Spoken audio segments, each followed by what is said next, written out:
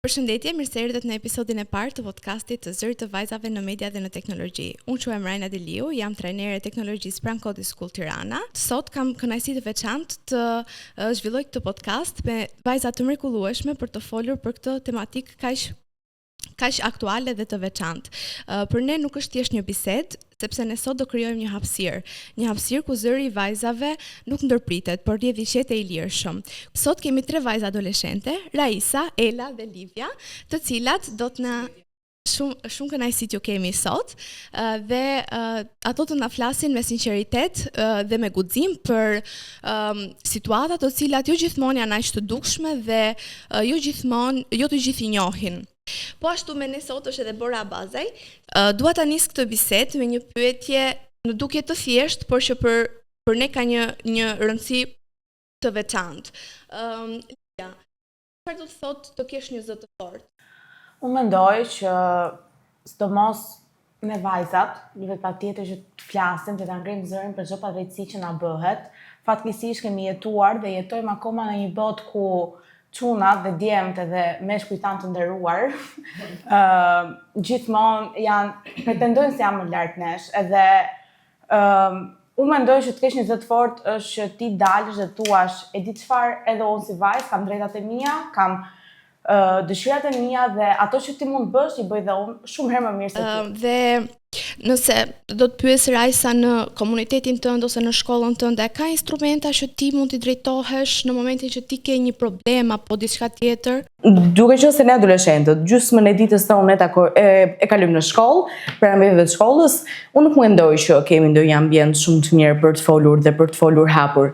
Dhe një nga gjërat që unë do ndryshoja, nëse do mbësh si pyetje, është që të bësh më shumë diskutime, të bësh më shumë debate, të bësh më shumë diskutime, ku ne gocat, gjithashtu dhe çunat, të ndihesh po sidomos gocat që mendoj që kanë më shumë nevojë, sepse ndihen më të paragjykuara nga të tjerët, të kishin më shumë hapësirë për të folur hapur, qoftë me psikologe, qoftë me punës sociale, jo se ato nuk janë, por që mendoj që janë thjesht aty sa për të thënë që janë aty, pra nuk është se bëjnë diçka konkrete. Nëse ti do përballesh me një situatë të pakëndshme online, kujt do t'i drejtoheshe realisht? S'pari do i drejtoheshe familjes time, pas një platforme që është më saktësisht për pjesën e gjës që mua do të më vinte në përditshmërinë time, dhe patjetër shoqërisë që ta bisedoja që mos të binin edhe ato presi që kanë mbrëmje. Shumë e vërtet, duhet që t'i informojmë dhe ato të jenë të përgatitur se çfarë mund të ndodhë të ardhmen, ndoshta nëse nuk e kanë hasur si situatë akoma. Kjo pyetje që unë do t'ju drejtoj tani në fakt është për juve, por ashtu edhe për specialisten tonë. Për Raisa, a e kuptojnë vajzat realisht se çfarë do që postohet online lër gjurmë digjitale? Nuk mendoj që kuptojnë. Nuk e mendoj që ja din atë rëndësinë mendoj, duke qenë se vjen edhe pak nga mos informimi. Pra, Bora, siç edhe Raisa e tha që vajzat nuk e kuptojnë shumë mirë gjurmën që lën online. Unë dua të pyes ty, si ndikon kjo realisht në të ardhmen e tyre? Kjo gjurma online që ato lën me një postim të thjeshtë që bëjnë. Mendoj që kjo është një ndër temat që duhet të ketë më shumë ndërgjegjësim.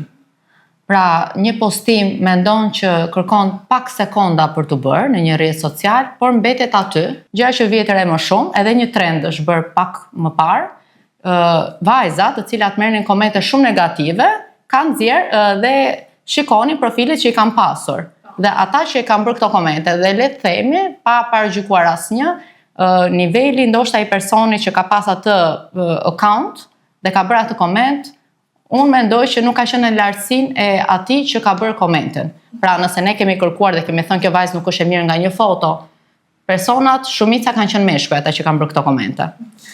Dhe në bazë të trendi ka qenë shumë më ndërgjegjësues, sepse shikonim që unë mendoj ata persona bëjnë komente negative, kanë jo mendim të mirë them për veten e tyre, paraprakisht pa e nxjerrin tek të tjerët. Ela, nëse ti do kishe një mikrofon në një televizion kombëtar për 1 minutë, çfarë do t'i thoje bashkëmoshatarëve të tu apo më të rriturve për realitetin e vajzave sot?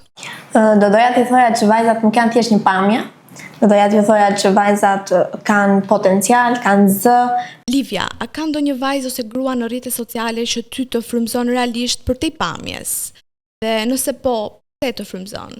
Tani, mendoj që idhulli i gjë vajze dhe djemve, është Grita Duma, përveç fakti që është shumë e bukur, por mendoj që ka dhe një mendësi dhe ka një aura ajo femër që unë adhuroj shumë, edhe për çdo sa herë që e kam dëgjuar, thjesht kam thënë wow, sinqerisht, mendoj që është shumë arrir në jetë. Do vlerësoja edhe Alketa Vesiun, dhe ajo mendoj që ka një zë shumë të fortë, edhe gjithmonë del dhe mbron gjinin e saj edhe flet aty ku duhet folur. Raisa, a mendon se vajzat inkurajohen mjaftueshëm të flasin, të ngrenë zërin, të udhëheqin në klasë, apo janë ato gjithmonë që duhet jenë të qeta, të urta, të edukuara, të mos ngrinë zërin? Si mendon ti? Unë mendoj që ne vajzat do të jemi pak, të kemi më shumë suport edhe më shumë inkurajim, patjetër ne kemi shumë vajza dhe gra shumë të suksesshme në jetën e tyre. Një ndër këto duhet të bëjmë dhe unë, të ndjek dhe unë atë rrugë, duhet të thyej këto tabu dhe këto rregulla. Është vërtet si stereotip që ndron për gocat, që në fakt mendojnë që ne duhet të jemi pak më të qeta, të kemi pak më shumë kujdes se djemt kur flasin edhe se si reagojmë. Momentin që ne bëjmë me nerva më shumë se s'duhet, për shembull na shohin shumë me një sy tjetër, me një sy më të keq se sa mund të shohin një çun. Unë në fakt suportin edhe kur ajo e kam, të them të drejtën, e kam sepse vi nga një familje shumë e mirë edhe vi nga një familje që është shumë suportuese për mua dhe për çdo gjë që unë dua të bëj. Por mendoj që në qoftë se do bëj shumë diskutime në shkollë, për barazin gjinores, që thamë dhe pak më parë, për seksualitetin, se si ne mund të arrijmë dhe mund të bëjmë suksesshme, mendoj që ne goca do ishim më të suportuara. Livia, a ke ndjerë ndonjëherë që mësuesit presin më shumë disiplinë nga vajzat sesa nga djemt, dhe çfarë ke bërë? Si ka ndikuar kjo te mënyra se si ti sillesh në klasë? Në momentin që unë shoh një padrejtësi, unë do ngrej zërin, le të thënë çfarë të duan. Kjo jam unë, kështu që nëse nuk i pëlqej, mund të vazhdojnë. Merr me gocat e tjera, që të ngrej zërin. Por ne do të bëjmë të gjithë vajzat që të ngrinë zërin dhe të kërkojnë të drejtën e tyre. Doja të pyesja pak Borën. Kur është momenti që një situatë online nuk është më thjesht një bezdisje, pra kalon më shumë se sa një bezdisje dhe duhet raportuar, dhe cila është kjo procedurë që duhet ndjekur për vajzat që në momentin që hasin një bezdisje apo më shumë se sa një bezdisje online duan ta denoncojnë? Ndër procedura që unë do thoja më urgjente që duhet bërë është pjesa që neve të bëjmë një screenshot bisedës. Të ruajmë profilin me linkun e profilit i cili na e ka bërë këtë shantazh ose këtë kërcënim. Sepse ndoshta ai nesër profil mbyllet pikërisht për të mbrojtur veten e tyre, ose nuk janë në pozitiv dhe nuk thonë që jemi ne, ata nuk e pranojmë, siç normalisht ndodh rëndom. Kështu që screenshoti bisedës, linku, raportime pastaj në pjesën e platformës online, siç në shumë raste bëhet blok dhe kërkohet që të bëhet blok një profili të caktuar, dhe pastaj direkt masa për të shkuar dhe për ta denoncuar këtë si akt. Bezdisja është aty ku ti e shikon dhe e ndjen veten tënde të kërcënuar. Mund ta pranosh një herë, dy herë, por nuk mund ta pranosh më që ta kesh gjatë gjithë kohës.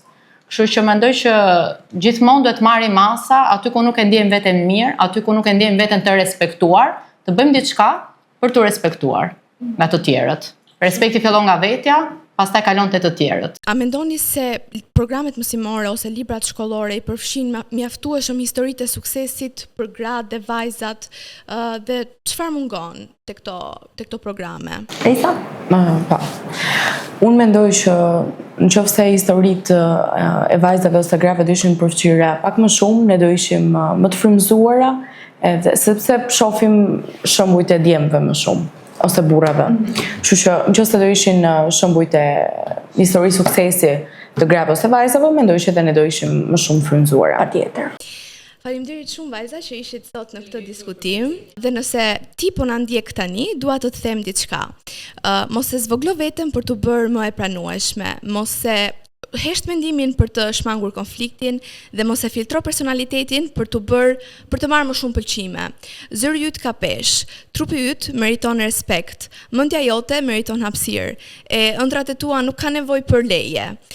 Nëse mendon se ndonjëherë ndihesh vetëm, kujto se ka plot vajza të tjera që po kalojnë në të njëjtat sfida si ty. Faleminderit shumë që dëgjuat dhe faleminderit shumë që folët.